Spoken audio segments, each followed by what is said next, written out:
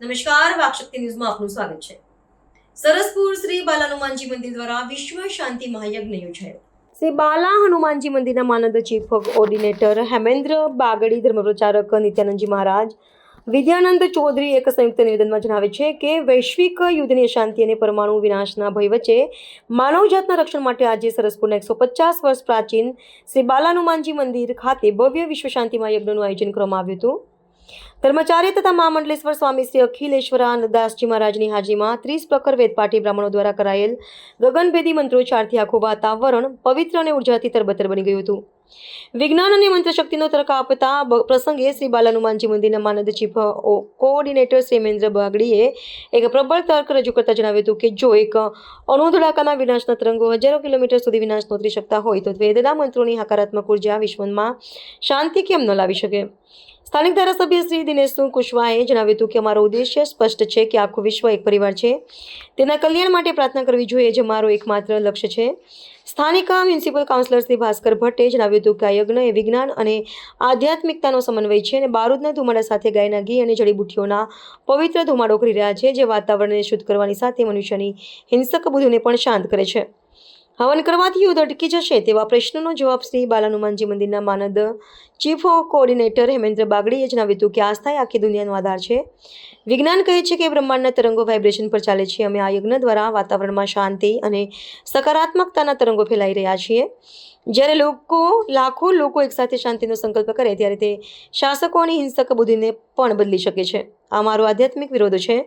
અમારો એક જ સંદેશ છે કે વિનાશ નહીં, વિશ્વ શાંતિ જોઈએ। અમે ઈચ્છીએ છીએ કે ભારત ફરી એકવાર વિશ્વગુરુ તરીકે શાંતિનો માર્ગ બતાવે। રિપોર્ટર દર્શન માંગડ। વૈશ્વિક યુદ્ધની અશાંતિ અને પરમાણુના વિનાશના ભય વચ્ચે માનવજાતના રક્ષણ માટે સરસપુર 150 વર્ષ પ્રાચીન બાલા હનુમાન મંદિર ખાતે ભવ્ય વિશ્વ શાંતિ મહાયજ્ઞનું આયોજન કરવામાં આવેલ છે। 30 પ્રખર વેદપાઠી બ્રાહ્મણો દ્વારા કરાયેલા ગગનભેદી મંત્રોચ્ચારોથી આખું વાતાવરણ પવિત્ર અને ઉર્જાથી તરબતર બની ગયું છે।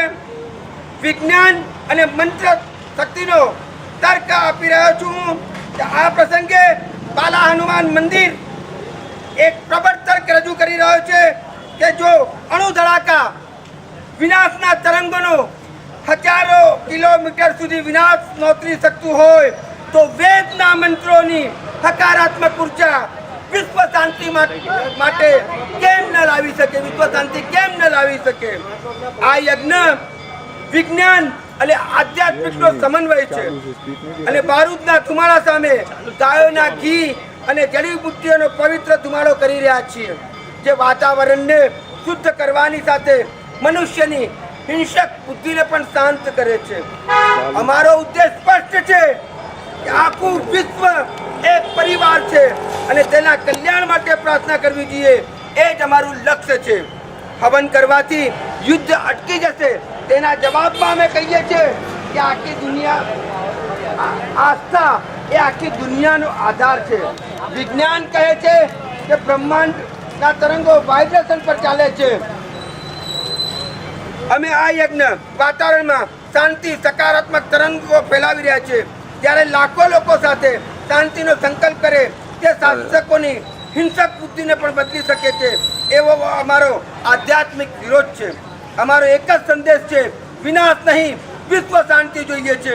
અમે ઈચ્છીએ છીએ કે ભારત ફરી એકવાર વિશ્વગુરુ તરીકે શાંતિનો માર્ગ બતાવે।